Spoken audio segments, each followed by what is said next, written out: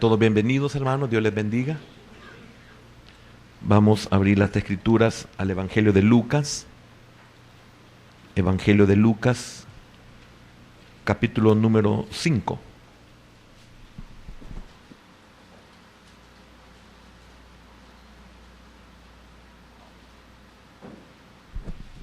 Lucas, capítulo 5, versículo número 1. Vamos a leer hasta el versículo número 11. Dice así la palabra de nuestro Dios. ¿Ya lo tiene? Lucas 5, versículo 1 al versículo número 11. Aconteció que estando Jesús junto al lago de Genezaret, el gentío se agolpaba sobre él para oír la palabra de Dios. Y vio dos barcas que estaban cerca de la orilla del lago, y los pescadores, habiendo descendido de ellas, lavaban sus redes. Y entrando en una de aquellas barcas, la cual era de Simón, le rogó que la apartase de tierra un poco, y sentándose, enseñaba desde la barca a la multitud. Cuando terminó de hablar, dijo a Simón: boga mar adentro, y echad vuestras redes para pescar. Respondiendo Simón, le dijo: Maestro, toda la noche hemos estado trabajando y nada hemos pescado, mas en tu palabra echaré la red.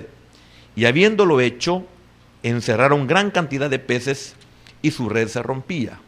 Entonces hicieron señas a los compañeros que estaban en la otra barca, para que viniesen a ayudarles. Y vinieron y llenaron ambas barcas, de tal manera que se hundían. Viendo esto, Simón Pedro cayó de rodillas ante Jesús, diciendo: apártate de mí, Señor, porque soy hombre pecador. Porque por la pesca que había hecho, el temor se había apoderado de él y de todos los que estaban con él. Y asimismo de Jacobo y Juan, hijos de Zebedeo, que eran compañeros de Simón. Pero Jesús dijo a Simón: no temas, desde ahora serás pescador de hombres. Y cuando trajeron a tierra las barcas, dejándolo todo, le siguieron. Padre, enséñanos tu palabra, más de lo que nosotros nos podemos imaginar, más de lo que nosotros podamos pensar, Señor, más de lo que nosotros querramos saber, más de lo que nosotros realmente hemos visto. Señor, aquí estamos nuevamente. Sé propicio, bendícenos. Bendice a nuestras familias, a nuestros hermanos que están fuera del país. Bendice a nuestros hermanos que están oyendo esta enseñanza, Señor. Por favor, en el nombre de Jesús, bendícenos por medio de ella. Te lo suplicamos en el nombre que es sobre todo nombre. Y gracias, Padre, por preservar la vida de mi hermano Manuel Alberto Rodríguez. En el nombre de Jesús, gracias. Amén, Señor, y amén. Pueden sentarse, por favor. El tema para esta noche es: veamos los recursos disponibles. Veamos los recursos disponibles. La primera y última vez que he compartido sobre esto fue en el 2003. Tengo grabado, 2003 fue la primera vez que yo pude ver y pude entender algo muy importante, y me parece que lo compartí en la iglesia aquí. Esto que yo pude recibir de parte del Señor, cuando le digo de recibir, es para mi vida, enseñanza para mí. Y gracias al Señor hemos aprendido que lo que recibimos debemos de darlo también como lo hemos recibido.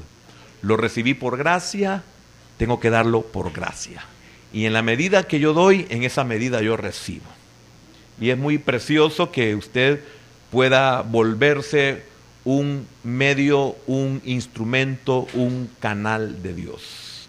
Pero para poder ser un instrumento, es muy importante que usted realmente esté atento a lo que Dios quiera hacer en usted, que esté atento a lo que Dios quiere mostrarle, qué es lo que quiere hacer en su corazón, para que usted sea un instrumento en sus manos, un instrumento apto para su reino.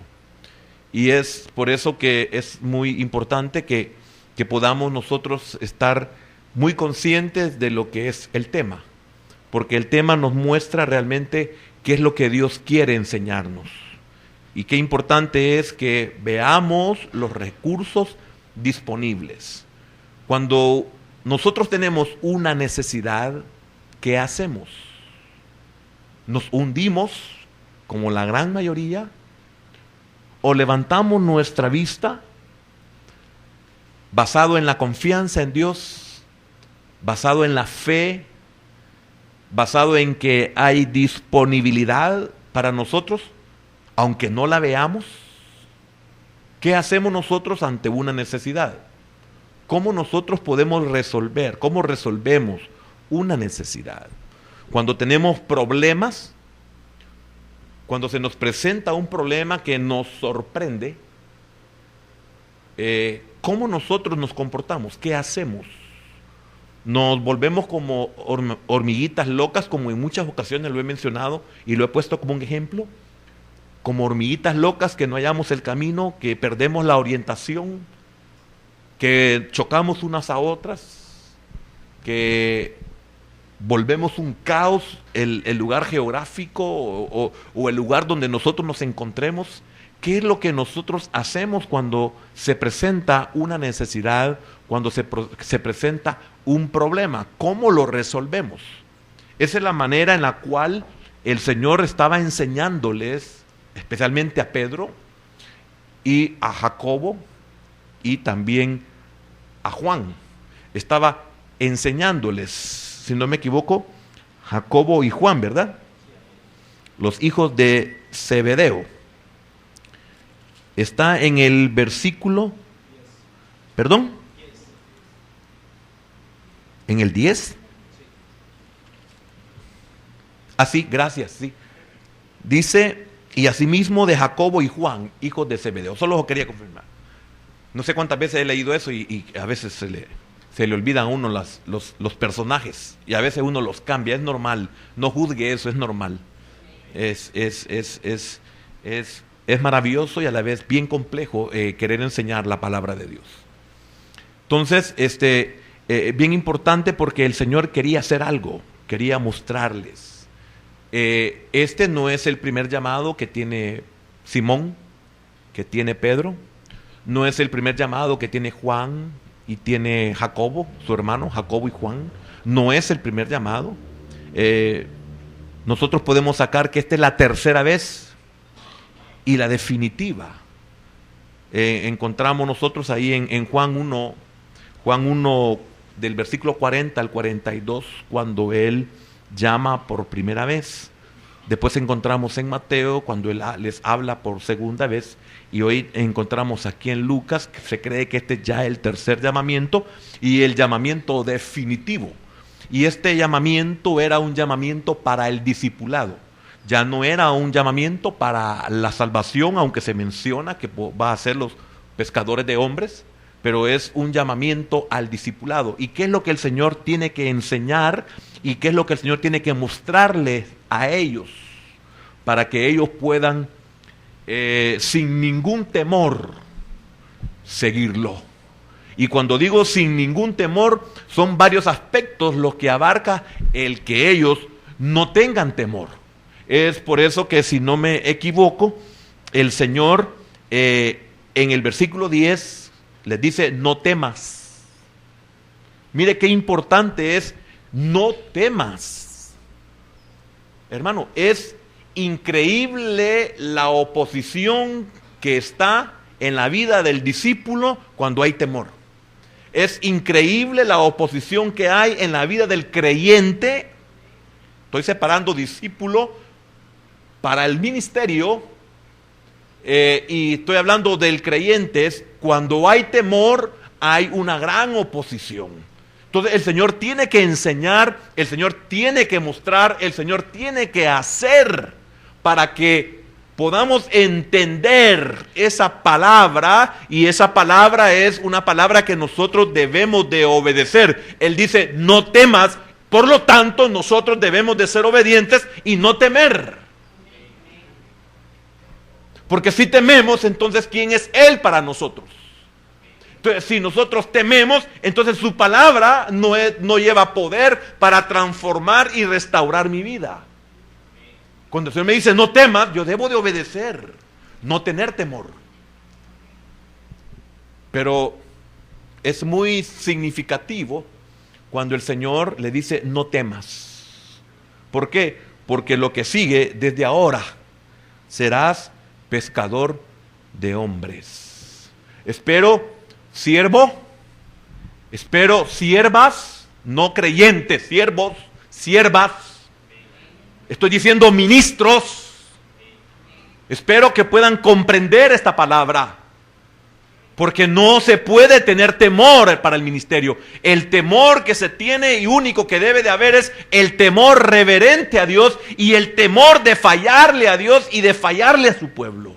Pero eso es un temor diferente al cual el Señor le dijo a Pedro, no temas. Y esto hizo efecto, esto impactó la vida de Pedro y también la de los demás cuando ellos dejándolo todo. Pero ¿por qué lo dejaron? ¿Qué fue lo que propició el que ellos dejaran todo? Y eso es lo que usted como siervo de Dios tiene que estar atento a comprenderlo, a recibirlo de parte del Señor. Amén. Entonces ellos ya habían recibido el primer llamado. El llamamiento de Pedro o de ellos se concentra en el hecho básico de la respuesta correcta. Fíjese bien. Se concentra en el hecho básico de la respuesta correcta al mensaje del reino de Dios en una obediencia inmediata. Una obediencia inmediata. ¿Y cuánto tiempo nos tardamos nosotros para obedecer? Es cierto, algunas veces somos obedientes. Posiblemente en gran parte somos obedientes. Pero ¿cuánto tiempo pasa para que nosotros obedezcamos? Obedecemos en el momento. Si usted nota, desde un principio encontramos nosotros aquí obediencia. Porque no hubo oposición ni de Pedro, que era el dueño de la barca, ni tampoco hubo en ningún momento resistencia en Jacobo y en Juan, hijos de Zebedeo. Mire qué tremendo, qué importante. Estaba honrando Jacobo y Juan a su padre Zebedeo. No hubo resistencia en ningún momento en la vida de ellos. En obedecer cuando entró en la barca. Pedro fue obediente. Dejó que el Señor entrara en su barca. También en obedecerle para dejarlo todo y seguirlo. Mire, pero hay un proceso en esto último que acabo de decir. Hay un proceso, no se deja así nomás. En ese proceso nos lleva a que nosotros podamos ser obedientes, a dejarlo todo y de seguirlo. Porque no podemos nosotros dejarlo todo si esto no es un rema. No podemos seguirlo si eso no es un rema en nosotros. El rema es ¿cuál es la base para que yo lo pueda dejar todo? ¿Qué es lo que ha operado en mí para que yo pueda dejarlo todo? Si fuera del Señor damos nuestra vida por obtenerlo, ese todo, lo que sea. Porque puede ser proporcional ese todo. Proporcional en cada uno de nosotros, porque somos diferentes. Pero ¿qué es lo que opera en nosotros como para que podamos dejarlo todo? Pero no solamente el dejarlo todo, sino también qué es lo que opera en nosotros para poderlo seguir. Porque para seguirlo implican otras cosas. Para poderlo seguir tiene que haber en mí un cambio de mentalidad. Tiene que haber una renovación de mi mente para poderlo seguir. Porque seguirlo a Él era tomar el camino de la cruz, el camino de la muerte. Amén. Ahora, quiero enfocarlo en un aspecto humano, lo que voy a decir de parte del Señor. Es cierto, Él es Dios, Él lo sabe todo. él sabía todos los acontecimientos, él sabía el proceso que tenía que hacer él desde el momento en que era engendrado por el Espíritu de Dios y comenzara ese desarrollo en el vientre de esa mujer escogida por Dios, después su nacimiento, después su crecimiento, después de los 12 años en adelante no se sabe nada, sino hasta los 30 años, cuando comienza su ministerio público.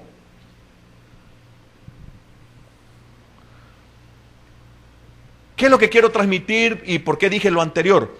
Porque el Señor tenía la visión de un pueblo que necesitaba oír la palabra de Dios. Esa era la visión. ¿Cuál es la visión que tenemos aquellos que nos atrevemos a ser discípulos?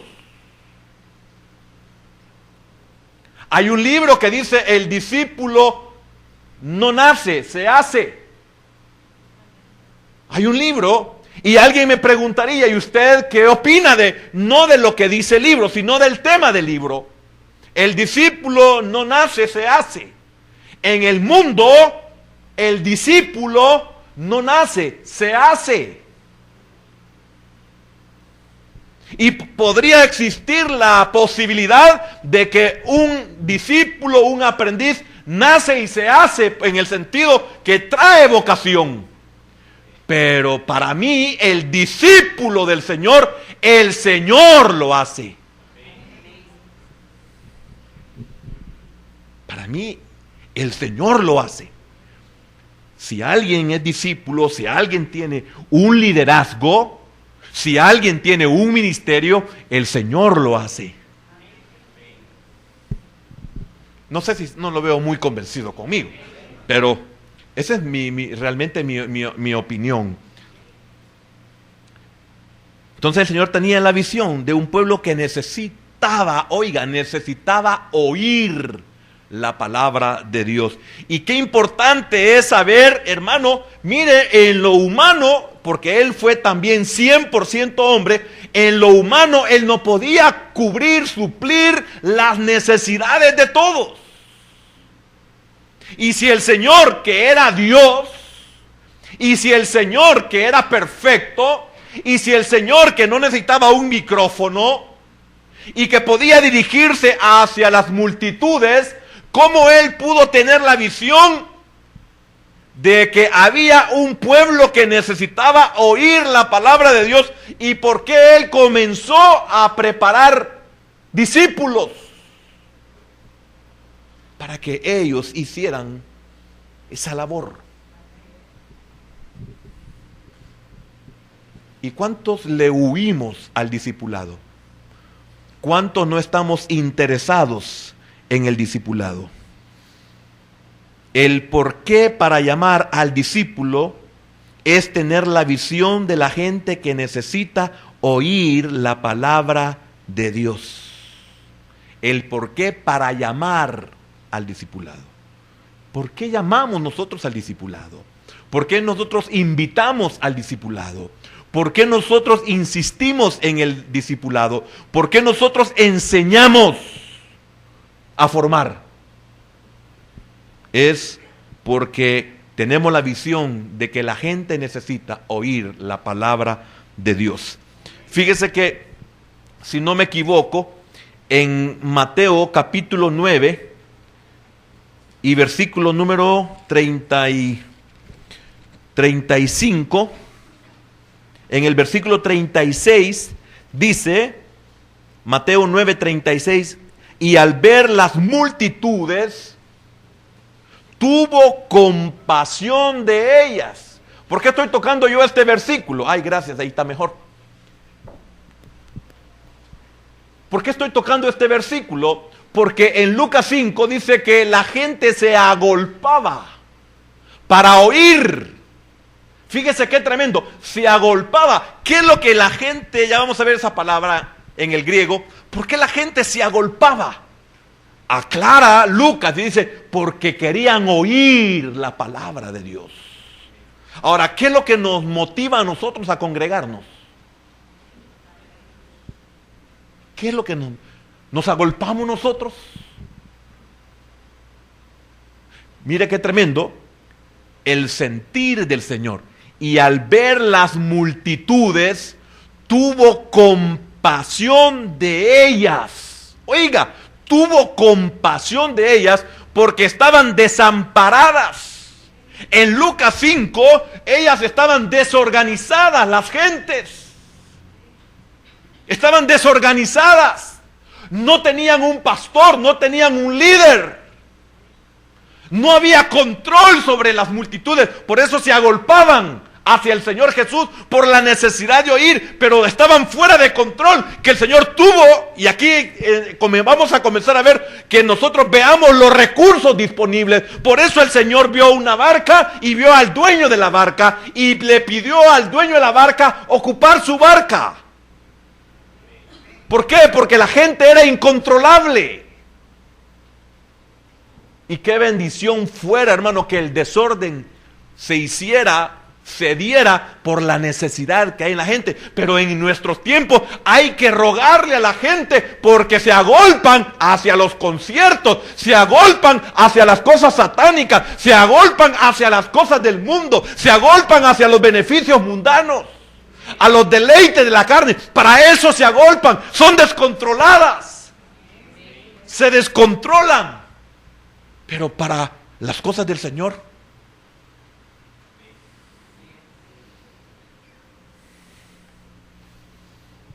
¿cuántos hermanos trabajan 10, 12 horas diarias durante 6 días mínimo en la semana?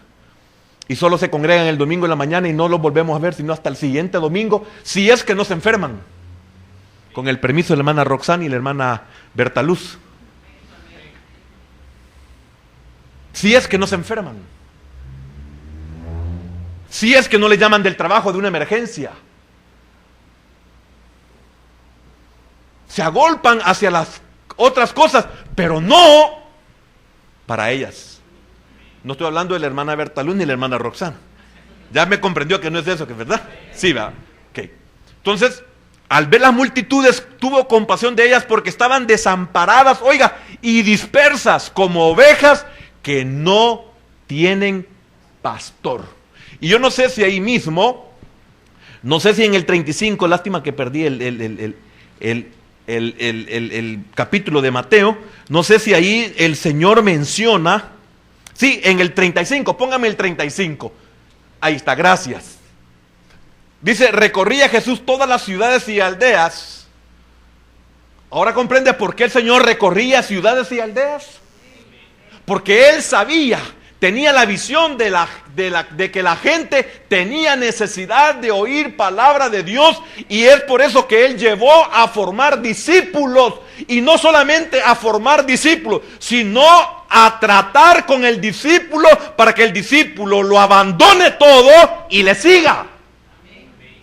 Si Dios no le enseña a usted esto, usted no puede, hermano, abandonarlo todo, ni tampoco va a poder seguirlo.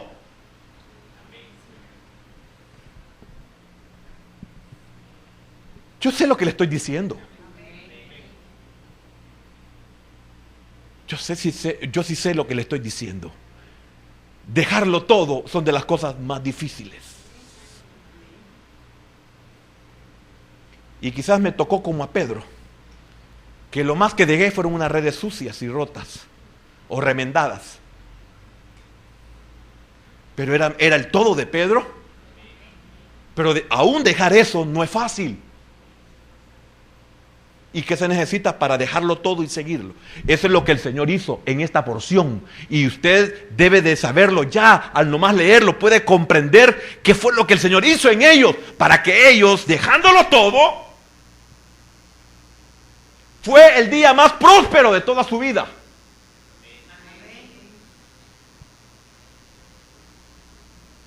Y lo dejaron todo.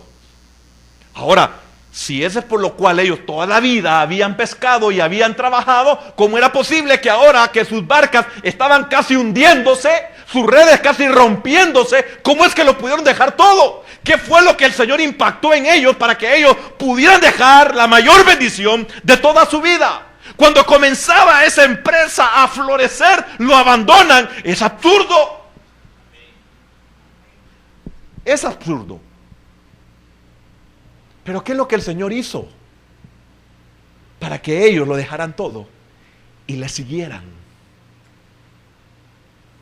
Tuvo que mostrarles algo. Y yo espero que usted, esta noche, usted pueda comprender también qué fue lo que ellos comprendieron. Y que lo comprenda usted, porque ¿de qué me sirve que Pedro lo entendió, lo comprendió? Y si yo no lo entiendo y no lo comprendo, voy a seguir igual. Pero es posible que el Señor me esté llevando a dejarlo todo.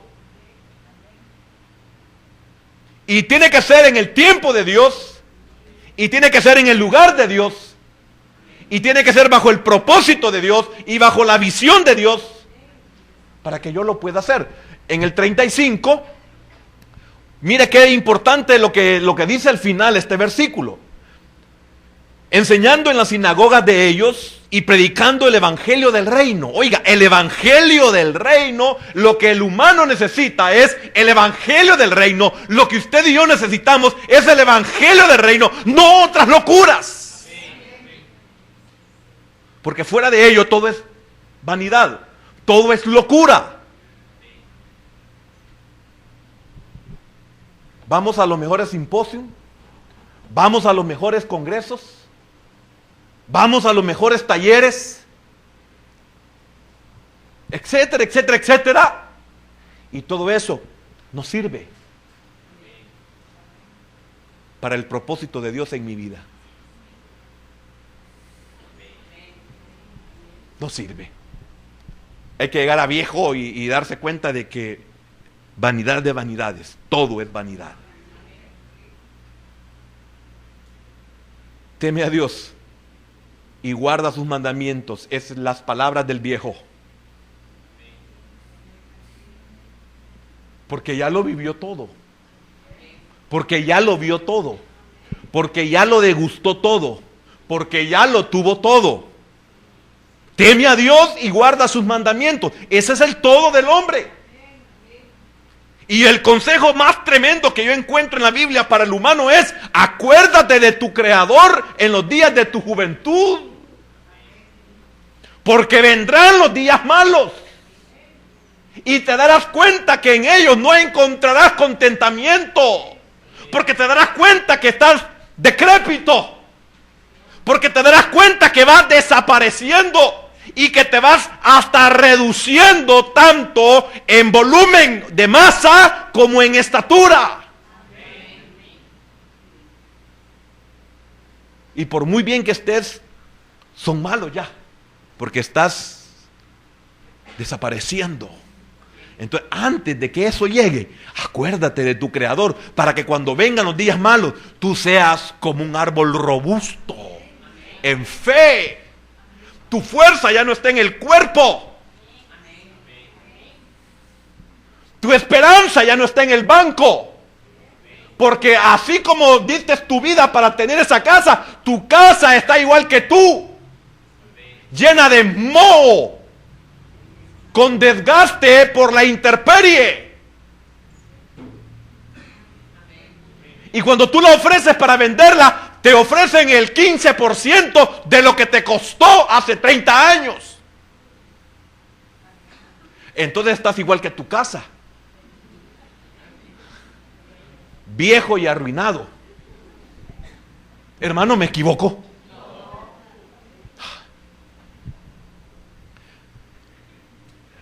Y predicando el evangelio del reino, oiga, y sanando toda enfermedad, el cuerpo. Sanando toda enfermedad del cuerpo y toda dolencia del alma. Dos cosas, cuerpo y alma. Entonces el Señor podía tener esa visión de que la gente tenía necesidad de oír la palabra de Dios. Hermanos, desde que nosotros hemos creído, hemos rejuvenecido. Si no en nuestro cuerpo, sí en nuestra alma. Y en la mayoría, aún en su cuerpo.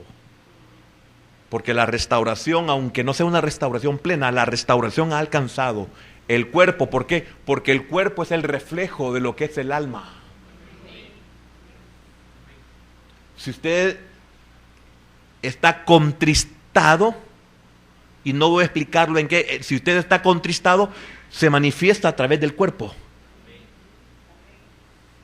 Si usted está contristado, su cuerpo manifiesta que está en un estado depresivo, o está triste, o no tiene fuerzas, y su cuerpo está sano, pero su cuerpo ha sido afectado por el ánimo de su alma. Entonces el Señor vino para sanar toda enfermedad y toda dolencia. Y en esa dolencia hablaríamos desde los ancestros, hablaríamos desde las entregas, desde los pactos, desde los derechos cedidos, desde las maldiciones. Entonces el Señor estaba preocupado, si puedo usarlo humanamente, estaba preocupado por transformar a Pedro, por transformar a Jacobo, por transformar a Juan y al resto de los discípulos, para que al ser transformados ellos se encargaran de transformar a otros, para que estos transformados pudieran también dejarlo todo y seguir al Señor, aunque ya no estuviera visible, pero para que llevaran la palabra a todos aquellos que están en necesidad. ¿Qué cree que es lo que me motiva a mí a venir y predicar y prepararme? Si yo puedo decir, ya prediqué en la mañana y en la tarde me voy a sentir cansado, y además en la tarde son pocos los que pueden regresar. Pero yo he recibido la visión del Señor, que la gente regresa a oír la palabra de Dios. Y yo espero que usted a eso venga. Si no, algún día usted la va a extrañar. Porque nunca se me olvida las palabras del que fue mi maestro. Y decía él, el Señor me mostró esto en mi corazón, que dice que las mesas están servidas. Abundancia de palabra estaba diciendo con eso. Por lo menos en nuestros ministerios era así. Yo sé que hay otros ministerios igual, pero hablando de nuestros ministerios, él decía, hoy la mesa está servida. Esto es como cuando estamos en casa y hablando de esta mañana, los que somos dependientes de nuestros padres, solo nos llaman para que nos sentemos a comer, la comida ya está. Si yo no como es porque no quiero, pero ya me dijeron, ya está servido. Entonces él nos decía, la mesa está servida. Ya te lo expliqué qué significa eso. Pero oiga, qué tremendo lo que dijo después. Pero el Señor puso en mi corazón en que vendrán días en que se le servirá al que se siente.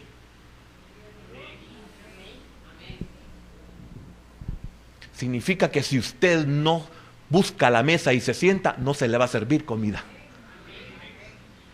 ¿Qué significa esto? Que usted no ha aprovechado la abundancia que ha habido en su casa. Y al despreciar esa abundancia hará que venga la escasez. Ya no hay derroche, ya no hay abundancia, se le servirá únicamente la porción que usted necesita.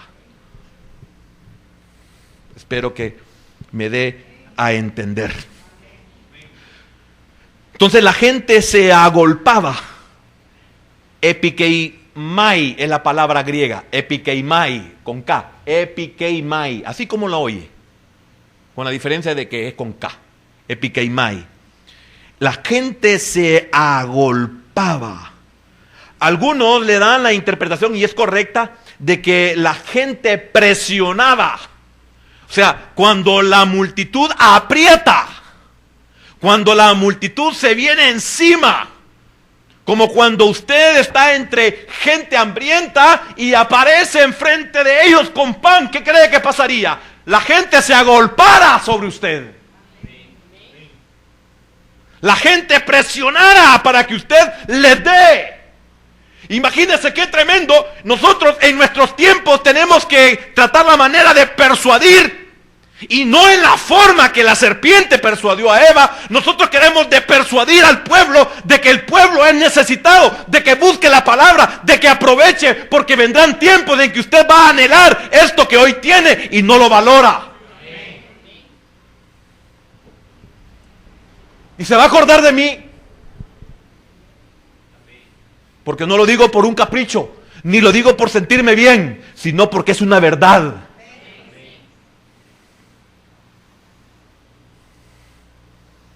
La gente se agolpaba, pero a mí me fascina una de sus traducciones de esa palabra, y es que significa descansar sobre. Se agolpaba sobre él, descansar sobre él. Hermano, qué maravilloso esto. Es que, óigame, ¿a cuánto Cristo nos da descanso con su palabra? Mire qué tremendo es el Señor, y lo digo para gloria y honra del Señor. Cosas como lo que hice esta mañana y lo he hecho una infinidad de veces, cualquiera puede pensarlo como quiera, a mí no me interesa. El Señor me pone en mi corazón, llama a aquellos que tienen temor, porque veo que hay algunos que tienen temor. Llámalos y ora por ellos. ¿Qué puedo hacer? Si es la palabra de Él para la que usted ha venido a buscar. Hermano, qué lindo es cuando usted tiene temor y el Señor le dice, ¿tienes temor? Ven, vamos a orar por ti. Señor, yo tengo temor. No se descansa sobre Él. Ahí se cumple esa palabra. Nos agolpamos sobre Él. Descansamos sobre Él. Eso significa también acostarse, significa también juntarse, también significa encima y significa también imponer. Pero todo basado en la presión que se está ejerciendo. Entonces, note por qué cuando dice para escuchar la palabra de Dios. Es que quiero decirle algo, hermano. Si no hubiese necesidad de oír palabra de Dios, los ministros no existiéramos. Los ministros, Dios no nos hiciera. Nosotros no nacimos ni nos hacen, fue Dios quien nos hizo. Para un propósito. Entonces, al comprender esta verdad, es que predicamos el Evangelio a todo aquel que quiera oírlo, a todo aquel que lo quiera valorar. Y no es mi posición el juzgar esto. Mi posición es enseñar. Por eso tremendo la palabra cuando enseña el Señor en Mateo 13, cuando habla de los tipos de terreno, y la semilla es la misma, es buena semilla, que representa la palabra de Dios. El sembrador es el Señor, el sembrador son sus siervos. Pero oiga, tremendo cuando dice que esparció, significa que fue una siembra al voleo. Al voleo es tirarla, como decir, a la virduña, a quien le caiga, a quien le llegue, pero llegó a 3, 4 tipos de terrenos. Esa es nuestra labor, predicar el Evangelio, y es usted como terreno quien va a aprovechar esa semilla. Yo no puedo hacer nada si usted es un campo duro, pisoteado. Yo no puedo hacer nada si las aves del cielo vienen y le roban la palabra. Yo no puedo hacer nada por mucho que lo ame, por mucho que yo anhele bendición para usted. No puedo hacer nada porque lamentablemente usted es un campo duro. Yo solo tengo que tener paciencia para que si usted es un campo duro, y eso lo sé por la palabra, porque Él le enseña, me hizo su discípulo para que al terminar mi tiempo de discípulo vaya y predique este Evangelio. Entonces yo como discípulo aprendí en mi periodo, aprendí de que para que usted pueda recibir la palabra y no vengan las aves del cielo y la lleven porque no encontró en ese terreno una parte blanda para poder germinar. Entonces yo sé que lo único que puede pasar es que el Señor envíe su lluvia temprana para que su tierra pueda ablandarse. Eso lo sé yo, solo eso. Pero es que el hermano salió molesto. ¿Y qué puedo hacer yo? Es que el hermano se durmió. ¿Y qué puedo hacer yo? Si mi labor es prepararme. Hasta ahí llego yo, prepararme. Preséntate delante de Dios como obrero que no tiene de qué avergonzarse, que usa bien, que traza bien la palabra. Eso es todo lo que yo puedo hacer. No puedo hacer más por usted, más que enseñarle lo que el Señor me enseña a mí. Por eso algunos no progresamos en nuestra vida espiritual. No avanzamos. Y es triste y es lamentable porque por eso no lo podemos dejar todo, o por eso no lo pueden dejar todo. Y si no lo pueden dejar todo, ¿cómo le van a seguir? Es como que me dijera el Señor, ¿y cómo creerán si no hay quien les predique? ¿Y cómo van a ser benditos mis pies si no predico el Evangelio? ¿Me estoy dando a entender? Este Lucas 5 es increíble, hermano. Y mire cómo es de maravilloso el Señor, que lo que yo comprendí y compartí hace 13 años no es ni la sombra de lo que estoy hablando. Se lo digo porque yo sí recuerdo lo que compartí. Por la misericordia del Señor, no lo he olvidado. Y no se me olvida la vez que el hermano Waldo se me acercó para decirme, qué lindo lo que entendí hoy. Hablando de ver, mirar los recursos que tenemos disponibles. Eso fue en el 2003 y ahora él es un pastor de iglesia.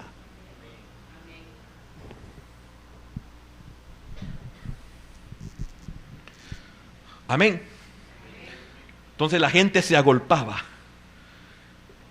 Esto implica que tenían hambre profunda y sed de justicia. Solo la palabra de Dios nos puede saciar esa sed de justicia. No te corresponde a ti vengarte. Mía es la venganza. Eso me trae paz a mí. No creas que no oigo, que no, ellos creen de que ya hicieron y así va a quedar. No.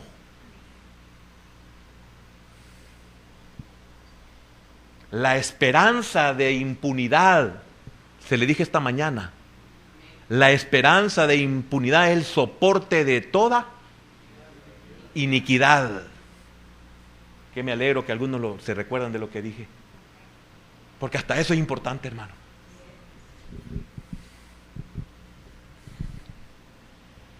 Tenían hambre profunda y sed de justicia. Entonces, vino el Señor y aprovechó los recursos. No puede ser.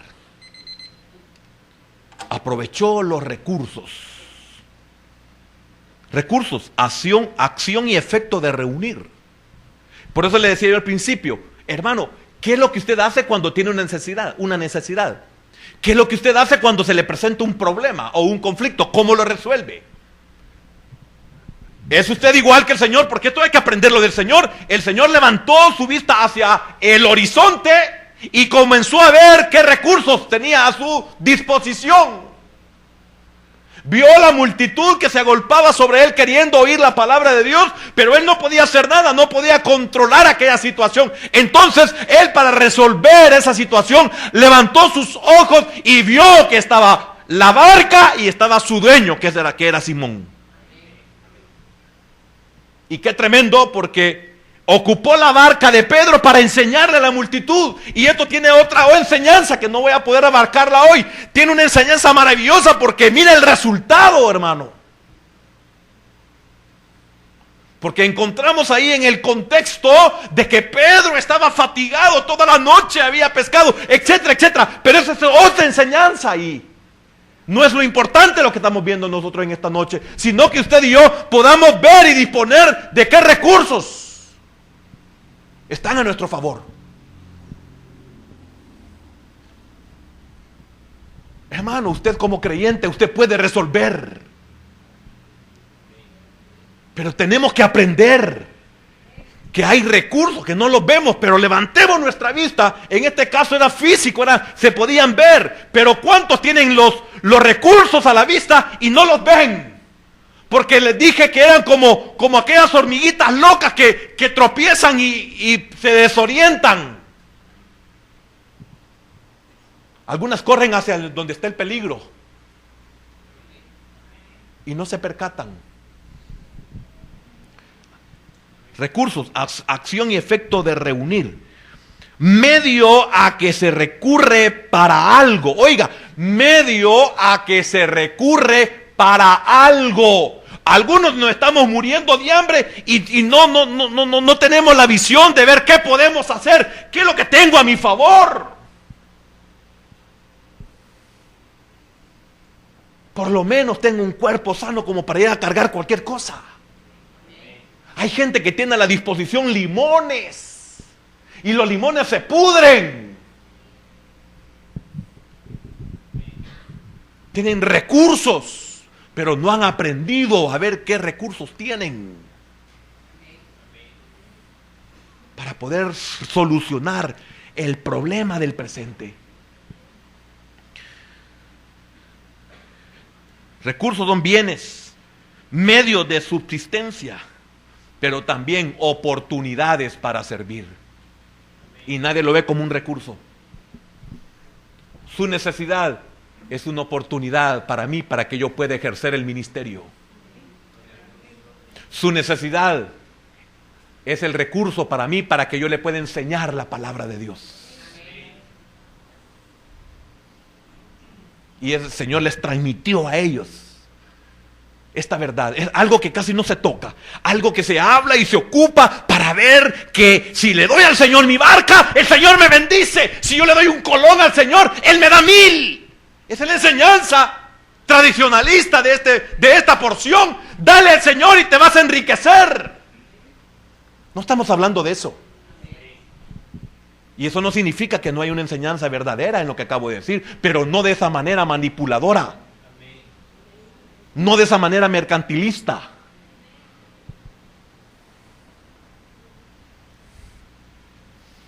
¿Qué hizo Jesús el Señor? Vio los recursos disponibles. Vio a Simón un gran recurso. Simón, un gran recurso, hermano. Increíble quién llegó a ser Simón. ¿Usted sabe lo que dice el libro de los Hechos de Pedro? ¿Usted sabe lo que dice en las epístolas de Pedro? El potencial que el Señor vio en Pedro, hermano, fue increíble. Vio su barca. Mira el recurso, vio su barca. No solamente para dirigirse hacia las multitudes, sino para llevar al corazón de Pedro una convicción de su poder y de quién era el que lo llamaba y hacia dónde lo iba a enviar. Esos detalles, ¿por qué no nos los enseñan? Esos detalles, ¿por qué nosotros, hermanos, somos haraganes y negligentes en no querer saber y no querer inquirir, indagar, escudriñar? ¿Por qué nos quedamos con esa mediocridad de que lo que nos enseña el pastor hasta el día domingo,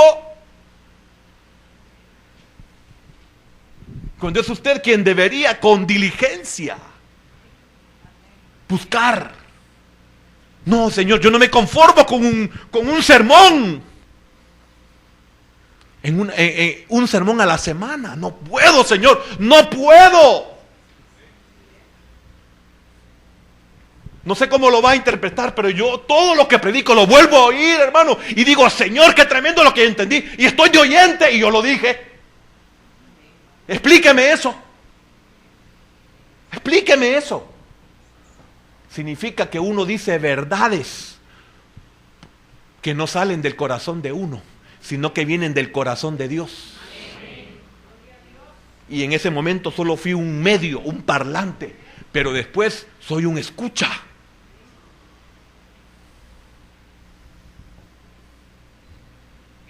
Y siempre estoy oyendo al que fue mi maestro.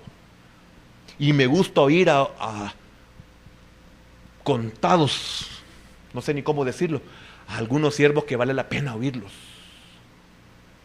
Porque debo de cuidar mi alma para ser edificada.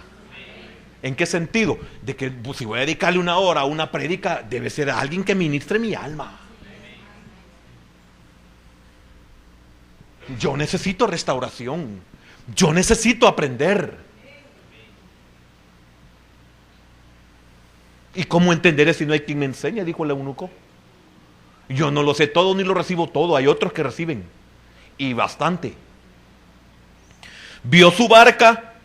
Vio sus redes. Vio sus redes y estaban vacías. Vio sus redes y estaban sucias. Pero él vio un recurso. El recurso no era para usarlo hacia las multitudes, sino que las redes y la barca eran un recurso para transformar a Pedro, para convencer a Pedro, para que Pedro obedeciera, para que Pedro, hermano, dependiera de él. Mira qué importante, ¿por qué estoy yo aquí?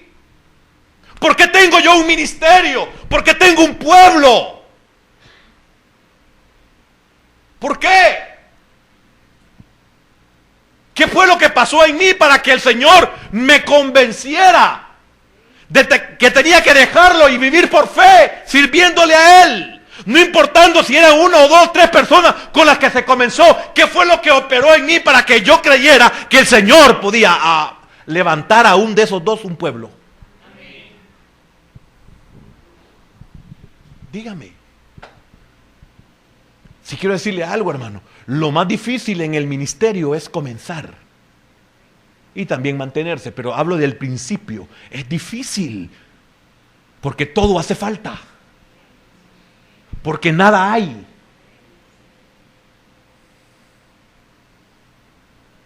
O en lo secular no es igual. Usted que es profesional, ¿cómo comenzó? Meritoriando.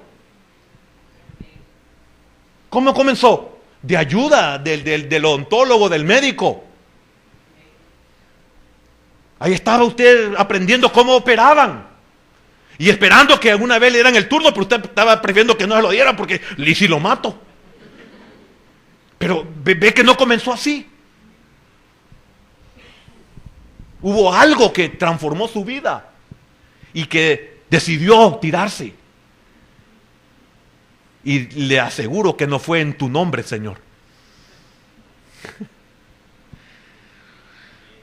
Vio la barca, vio el lago o mar, que no es mar literalmente. La palabra nunca ocupa la extensión del océano para esta palabra. El mar se le decía así, pero era un lago. Y Lucas estaba consciente y Mateo estaban conscientes de que era un lago.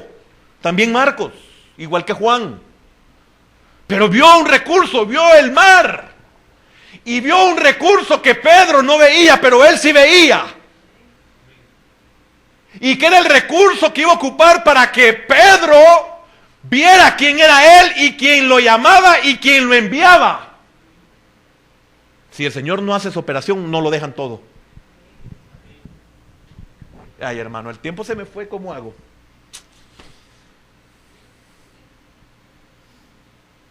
Porque ¿qué tiene que hacer el Señor para que lo dejemos todo?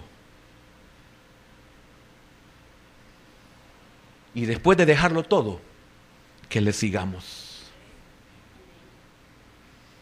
Todo lo ocupó para mostrar a Pedro y a los otros su poder y la necesidad de la gente. Imagínense que mostró su poder a Pedro y a los demás por la necesidad de la gente. Quiero decirle algo que es triste en nosotros los que tenemos ministerio, de los que decimos que somos pastores.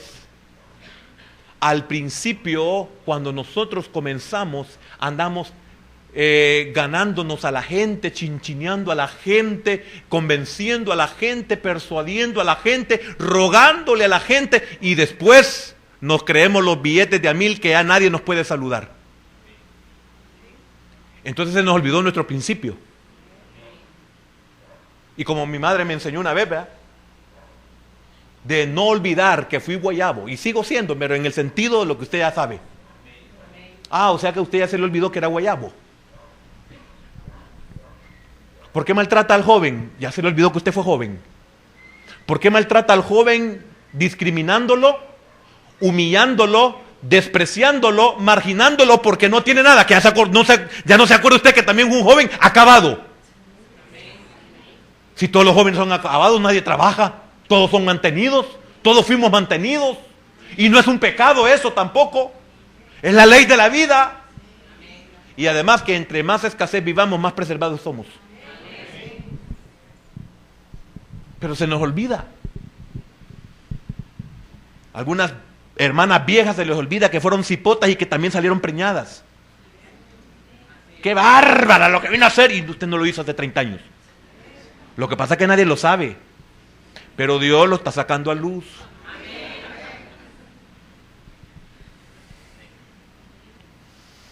Siempre que veamos o detectemos una necesidad, es nuestra oportunidad para servir.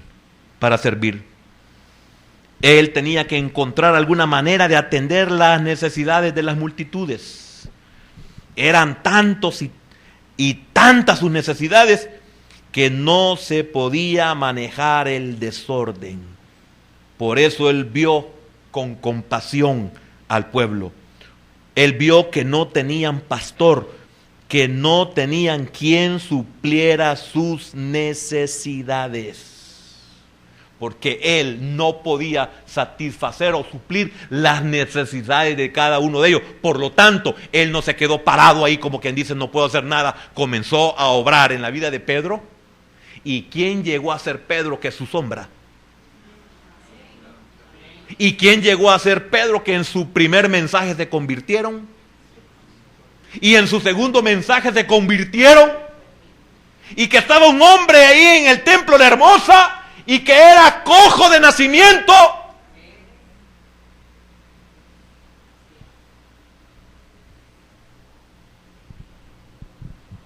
Vea lo que quiere llevarnos el Señor. Pero ¿qué puede hacer el Señor si nosotros no nos preocupamos? Ni siquiera por alimentarnos.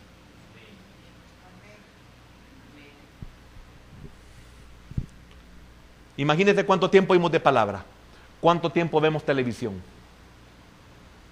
cuánto tiempo oímos palabra, cuánto tiempo pasamos leyendo otros libros, cuánto tiempo pasamos leyendo una revista, cuánto tiempo pasamos en un celular, cuánto tiempo pasamos en un juego, en juegos.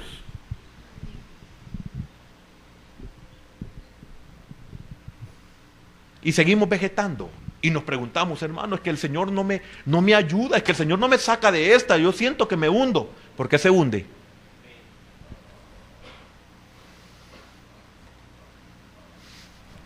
Voy a llegar hasta aquí. Porque iba a continuar que Jesús escudriña el horizonte buscando alguna forma de controlar el asunto. Examina y averigua cuidadosamente lo que ve y las circunstancias, que es escudriñar. Él tenía la capacidad. Él levantó la vista y con esto termino. Él levantó la vista y dijo, tengo recursos.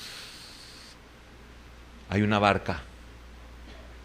Esa barca me va a servir para retirarme un poco de tierra, sentarme en ella y dirigirme hacia las multitudes. Y Pedro está consciente de que toda esa gente se agolpa sobre mí por oír la palabra de Dios. Y Pedro estaba atento, dándose cuenta qué tremenda la necesidad de esa gente. Quieren oír palabra de Dios. Entonces el Señor, después que le muestra a Pedro la necesidad de esa cantidad de gente, que dice la palabra griega que se agolpaban sobre él, entonces le dijo a Pedro, Pedro, rema más adentro.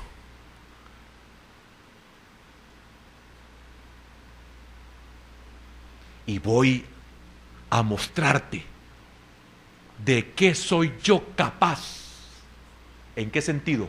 Pedro, yo, ya terminé, mire, esto lo voy a enseñar más adelante en detalle. Yo, Pedro, yo puedo darte todo lo que tú quieres y necesitas. ¿Cuál es el mayor anhelo de tu vida, Pedro? Ser un pescador próspero, Señor. Que yo pueda llevar a mi casa el sustento. ¿O no es el todo por el que damos la vida? 8, 10 horas diarias trabajamos para llevar el sustento a nuestros hogares, para que haya techo, para que haya comida, para que haya estudio, para que haya vestimenta, para que haya alimentación, para que haya medicamentos médicos para una enfermedad. Y también para cualquier evento sorpresivo, cualquier desgracia que suceda. Entonces vino Dios y le dice: Pedro, ven, profundiza, boga es rema, boga mar adentro, profundiza, y te voy a mostrar mi poder, porque si tú ves mi poder, entonces lo vas a dejar todo, porque tú dices: Él es el que me ha llenado la barca.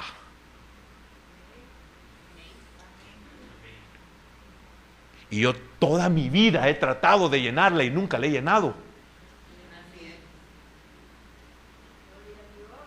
Y todos los que han prosperado han pescado de noche, y Él a mí me la llenó de día. Es que mire, Pedro era pescador y Pedro comprendía lo que estaba pasando. Entonces, cuando el Señor le llenó las barcas, Él se fue. Y Pedro, déjeme decirlo así, Pedro vio su barca llena y vio al Señor. Y cuando el Señor no estaba, su barca siempre estuvo vacía. Y ahora que el Señor había estado en su barca, la barca estaba llena y se iba el que se la llenó. ¿Con quién sería usted? ¿Con la barca llena que toda la vida la ha tenido vacía, o con el que se la llenó y se la puede seguir llenando cuantas veces quiera?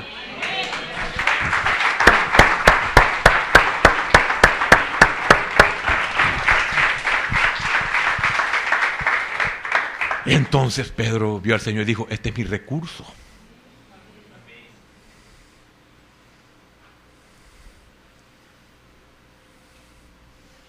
¿Cuáles son tus recursos? Qué lástima, quisiera a profundizar más en esto, porque hay otros detalles ahí muy importantes. Pero yo espero, hermano, que si no lo vuelvo a compartir esto, o sea, a seguirlo, que usted lo haya comprendido. Y que Dios prospere su vida, para que usted un día lo deje todo y lo siga a Él.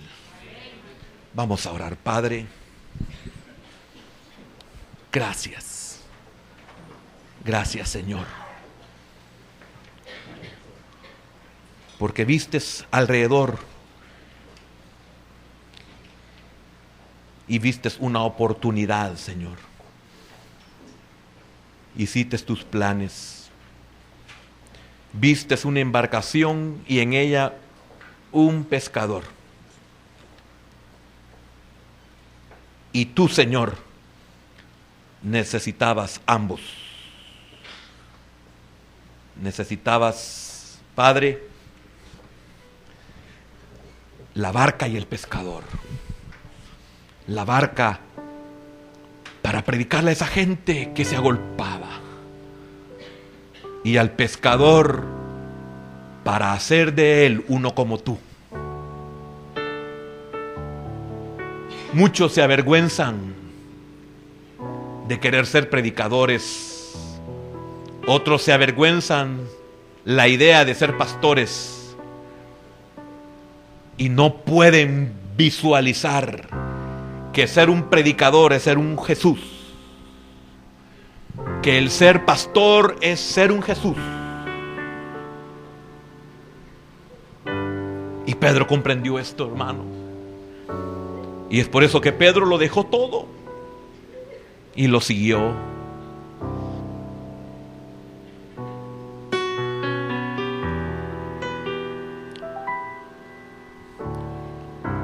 Señor, ¿qué tienes que hacer en nuestros corazones para entender esta verdad?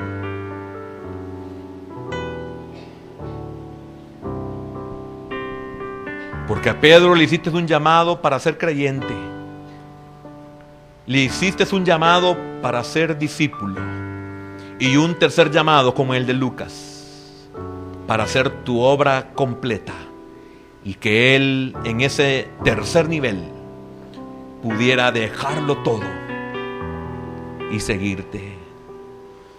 Este es el tema, hermano, que Jesús vio y aprovechó los recursos disponibles Tenía la visión de la gente que necesitaba oír la palabra de Dios, pero necesitaba un medio como púlpito y necesitaba otras personas que le ayudaran. Escudriñando el horizonte, halló ambas cosas y tuvo que remover la obediencia indecisa de un Simón. Hermano, esto nos enseña que para llamar hombres hay que remover la obediencia indecisa que hay en ellos.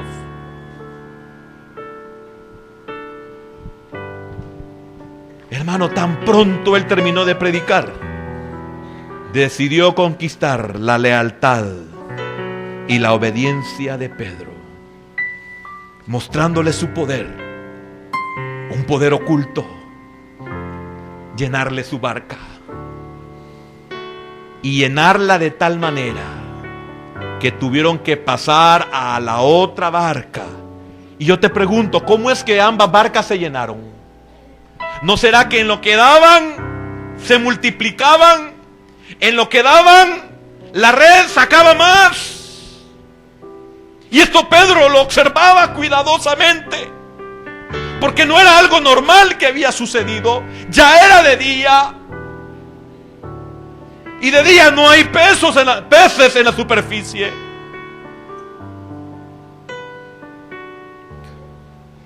Llegó el momento en que el proceso terminó y faltaba un elemento, hermano, que algún día lo vamos a tocar. Él se humilló. Hermano, si Pedro no se humilla, el proceso no había terminado, porque el Señor esperó que Pedro se humillara al reconocer que era hombre pecador. Si no reconozco que soy hombre pecador, no podré llevar las buenas nuevas de salvación. Si no reconozco que soy un hombre común y corriente, no puedo ser un medio, un instrumento del Señor. Entonces le mostró a Pedro que él podía ocuparse y cuidar de él. Hermano, oiga con atención. Hermana, por favor, oiga con atención. Él le mostrará a usted que Él se ocupa de usted y se cuida de usted. Solo así podemos suplir las necesidades de las multitudes que se agolpan. Gracias, gracias, Señor. Gracias.